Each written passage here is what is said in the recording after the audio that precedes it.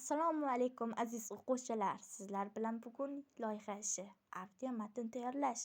Mavzu Abdurauf Firatning she'rlarini badiiy xususiyatlari. Sizlar bilan esa sharhlovchi Mingish va Sadoqat bo'ladi. Abdurauf Firatning she'riy miqyosi o'zbek adabiyot tarixida jadid she'rlarning eng yorqin va otashin namunalaridan biri hisoblanadi.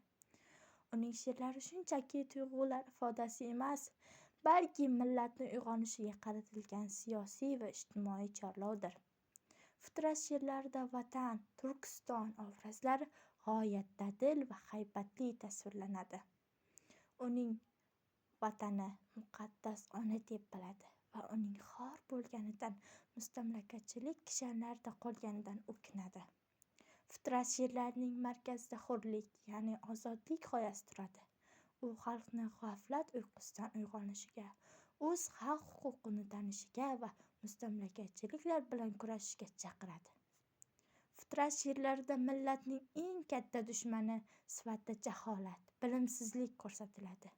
U millatni qutqarishning yagona yo'li ilm olish va dunyoviy bilimlarni egallash ekanligini ta'kidlaydi. Keyinchalik uning ijodida tabiat manzaralari orqali insoniy kechinmalarini, hayot va mamot falsafani ifodalash ham ko'zga tashlanadi. Biroq bu she'rlarda ham baribir erksevarlik ruhi sezilib turadi.